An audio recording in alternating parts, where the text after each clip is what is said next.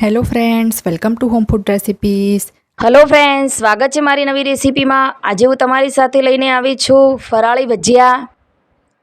તો ફરાળી ભજીયા બનાવવા માટે મેં 1 કપ સાબુદાણા, 1 કપ મોરૈયો લીધો છે. તો તેને સરસ રીતે મિક્સરના જારમાં પીસી લઈશું. બંનેને સરસ અધકચરો પાવડર થાય એટલું જ પીસવાનું છે, વધારે પીસવાનું નથી. જોઈ શકો મેં સરસ અધકચરો પાવડર કરી દીધો છે. તો ફ્રેન્ડ્સ, 2 બટાકા લીધા છે. બટાકામાં 2 ચમચી દહીં એડ કરીશું અને સરસ રીતે એને પણ પીસી લઈશું. જે આપણે સાબુદાણા અને મોરૈયાનો પાવડર કર્યો છે તેમાં ઉમેરી સરસ મિક્સ કરી લઈશું. ફ્રેન્ડ્સ, જોઈ શકો તો એકદમ સરસ મિક્સ થઈ ગયું છે.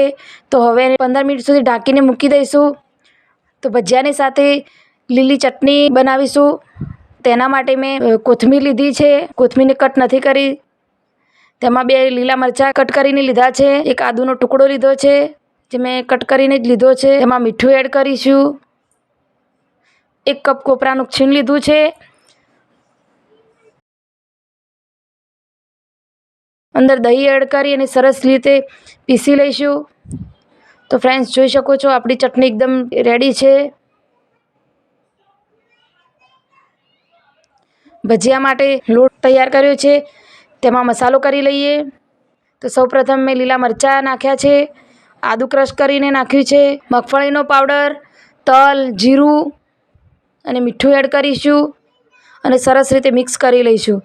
તો ફ્રેન્ડ્સ, છેલ્લે તેમાં આપણે 1 અડધા લીંબુનો રસ એડ કરીશું.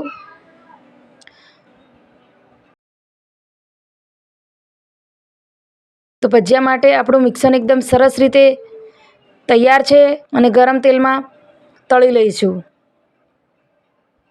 તો ફ્રેન્ડ્સ, જોઈ શકો છો આપણા ફરાળી ભજીયા તળાઈને રેડી થઈ ગયા છે. તો જોઈ શકો છો સરસ એકદમ ક્રિસ્પી તૈયાર થયા છે.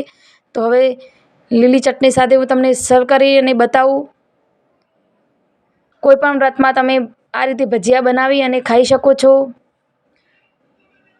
જો આ મસાલામાં એડ કરેલી કોઈ પણ વસ્તુ તમે ઉપવાસમાં ના ખાતા હોય તો સ્કીપ પણ કરી શકો છો. તો મારી આ રેસીપી ગમી હોય તો લાઈક, શેર ને સબસ્ક્રાઈબ કરી લેજો. હું તમારી સાથે નવી રેસીપી લઈને ફરીથી આવીશ. ત્યાં સુધી આવજો.